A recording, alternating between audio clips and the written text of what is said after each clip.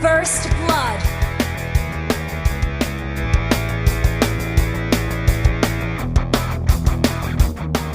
You have slain an enemy. Killing spree.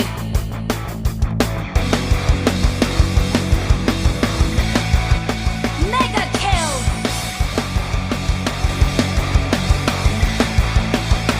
Unstoppable.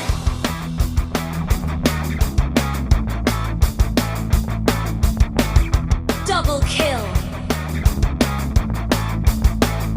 Mega kill. Here we go! Damn! You have slain an enemy. Double kill. Why are you running? Why are you running? Come here, fuck! Oh shit. Killing spree. Yeah, boy. Double kill.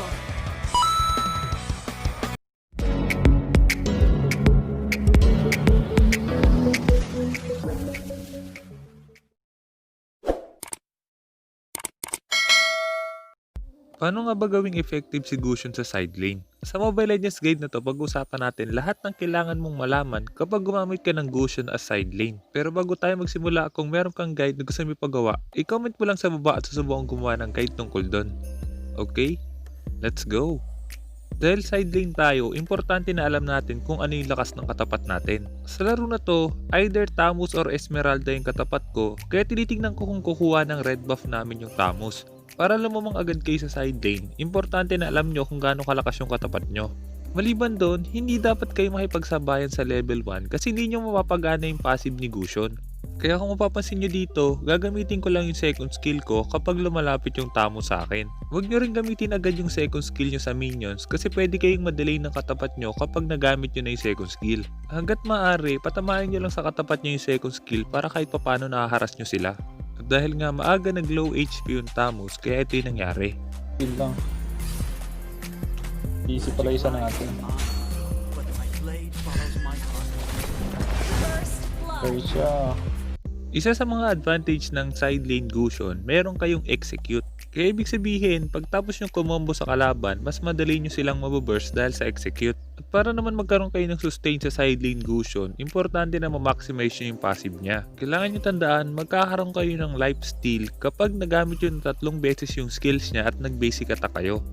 Pagtapos ko i-clear yung lane na to, dapat nag-back na ako. Pero dahil magkakaroon ako ng regen, kaya hindi na muna ako umuwi. Sunod na kailangan yung tandaan, kapag gumagamit kayo ng Gusion side lane, mas maganda na magpa level 4 muna kayo bago kayo sumabak sa teamfight. Dahil nga napakalaking advantage ng ultimate ni Gusion, kaya hanggat maaari dapat magkaroon muna kayo ng ultimate bago nyo subukang patayin yung katapat nyo. Makikita nyo dito kung ano mangyayari kapag nakipaglaban agad kayo kahit hindi pa kayo level 4. Mali. Mali ako ng combo. Patay ako. Dapat second skill lang. Hindi dapat ako mag-first skill eh. At dahil napatay ako ng Tamus at nakakuha siya ng gold sa tower, kaya mas lamang na siya sa akin. Sunod na kailangan nyo tandaan kapag gumamit kayo ng Gusion na side lane, isa si Gusion sa pinakamalakas sa 1-on-1. Pero kailangan alam nyo kung anong combo yung gagawin nyo kay Gusion. Slain. An enemy has been slain. Nakuha ako.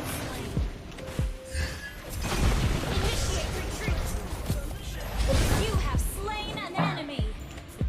Sa laban na yon, 2 passive lang yung nagamit ko kay Gusion kasi kailangan ko lumayo para hindi niya tayo mapatay. Pero kung puno yung buhay ng Tamus, kailangan natin gawin yung triple passive ni Gusion. Makikita nyo mamaya kung gaano kalakas yung triple passive kapag nagagawa nyo yung kay Gusion. Pero kung gusto nyo malaman kung paano gawin yung triple passive ni Gusion, pwede nyo panoorin yung mga Gusion guide na ginawa ko sa Assassin playlist natin. Medyo marami na ako nagawang Gusion guide, kaya kung gusto mo pang maintindihan lalo si Gusion, pwede mo panoorin yung Assassin playlist natin.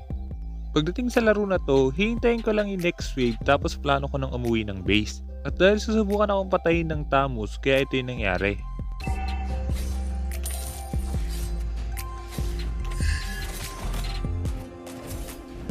Tama.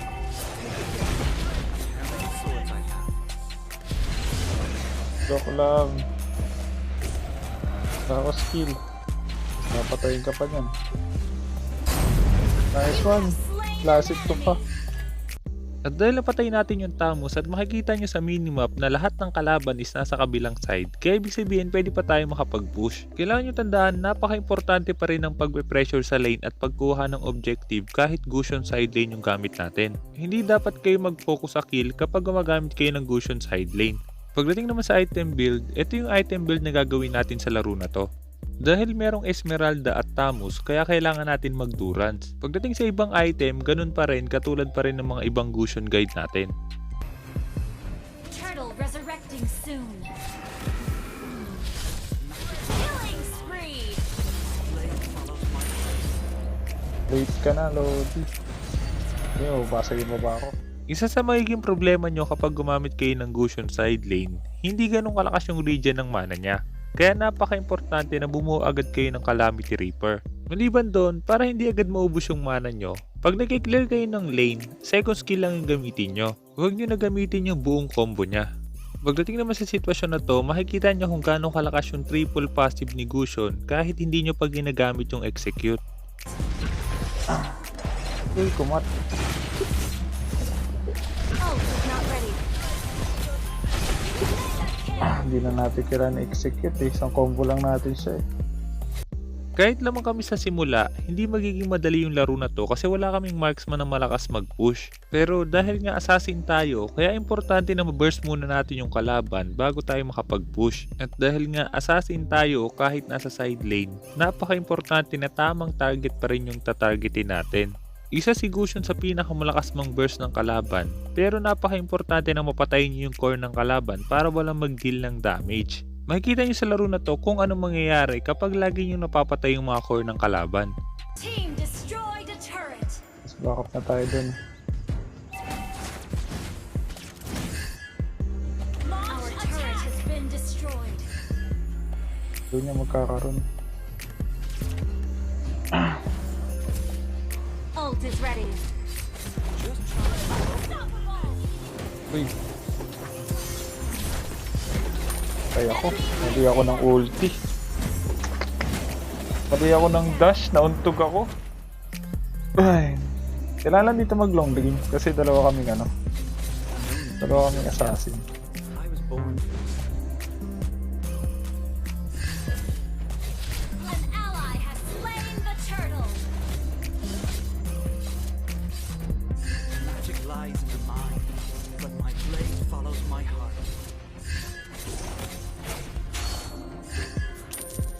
Kailangan natin mapatay lang dito yung ano, Flood. Flood S niya. Retreat. You have slain an enemy.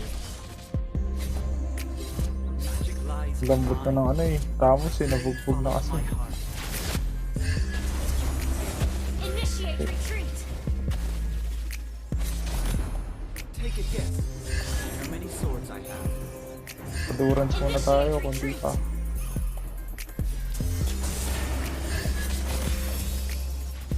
My blade moves with the shadow. Hindi sumama. You Tama, may ulti niya. destroyed a turret. Your team Endurance ba destroyed yung a dulo? turret. Wala, walang durance sa dulo.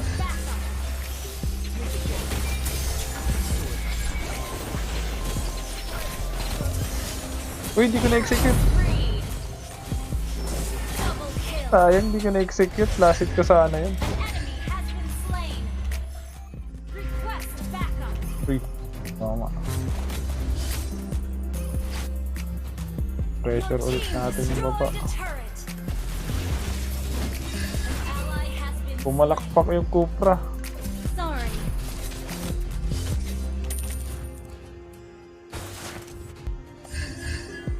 Nasa top pa rin yung Claude. Lord resurrecting soon. Attack the Lord. Nagre-red siya. No one to be so jealous. I was born for this. Huh? Layo nung ano ah. Ang layo nila. Request backup. Take a guess. Initiate retreat. Attack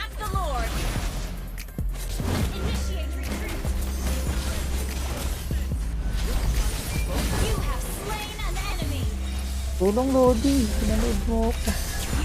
Pinanood mo ako, sayang. Nakaslipa yung ano tapos. Hindi yung Cupra. Ay, yung hindi yung Claude. Patay, ubus kami. Initiate retreat. Yari, mukhang comeback pa to ah. Ally has been shut down. Iwan kaya yung Lord. Request backup enemy. Oo nga, kala ko na-reset. My swordsmanship is almost as good as I. Request backup. Our turret has been destroyed. No need to be so jealous. I was born for this. Our turret is under attack. Initiate retreat. Bakit kasi sinipa mo yung kanina? It's almost Initiate retreat. Double kill.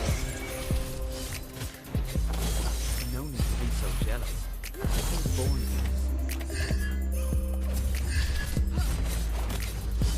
Kunin ko na lang kayo yung red niya. Hindi niya naman nababurst yung Claude eh. My swordsmanship is Ito na lang ito. Backup.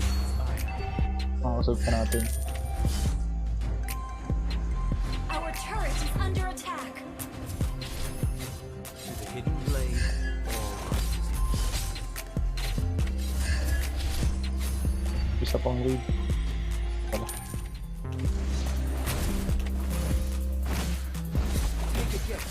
And how many Enemy swords I have? missing. Request backup. Pumasok sa ano. Pumasok sa bush. Pumasok sa bush yung ano. Initiate retreat. Initiate retreat. Pumasok sa bush yung Chu. Nag-check bush eh. Initiate retreat. Request backup. Dapat di Initiate siya retreat. nag-check bush.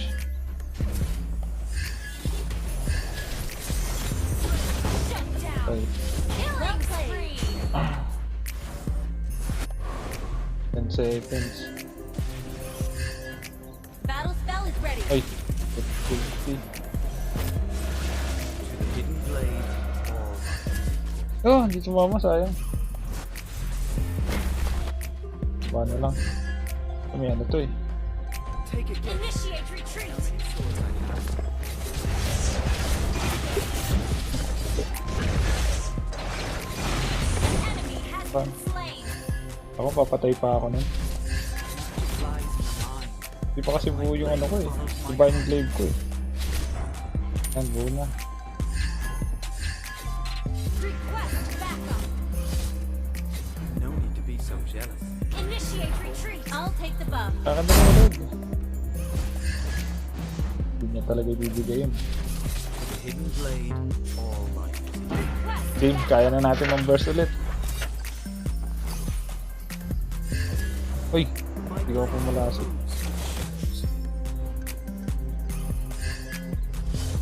well played. Kala ko binibigay sa akin. No need to be so jealous. I was born for this. Ult is ready. Natin kung diretso yung ayos niya. How many swords I have?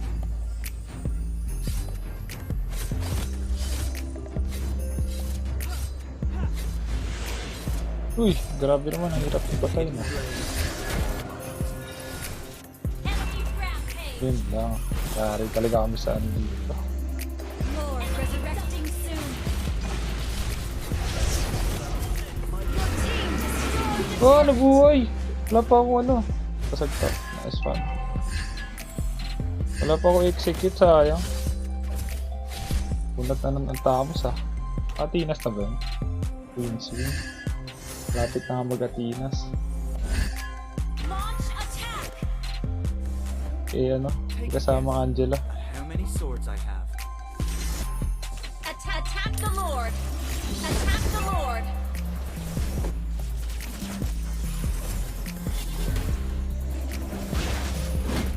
Shut down. Nice one, ako yun. Mega kill. Oh, yun lang. Attack the Lord. Load ka na, mag-load ka na. Hindi kaya. Shut down. Nag-load pa nga, hindi nakakaya eh. Dapat di mo na niload. Ayan na yung Lunox. Nice one, kuha natin yan. Nice one! Well played. Well played. Has been slain. Well played. Patayin blue. Request backup. How many swords I have? Dapat yung Q sa top na lang. End niya na sana. Top. Initiate retreat.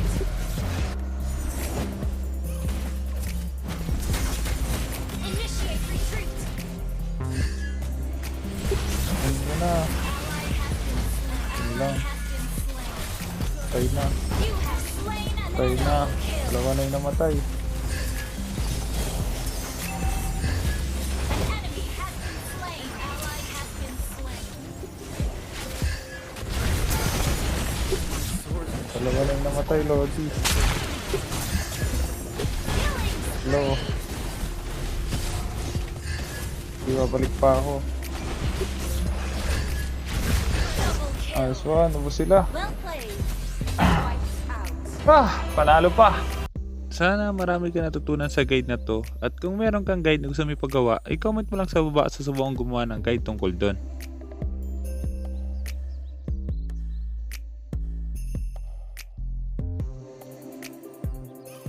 Kaya kung hindi ka pa nakasubscribe, hit mo na yung subscribe pati yung notification bell. Basta lagi mo lang tatandaan, kung gusto mo mag-improve, just master the basics. I'm out.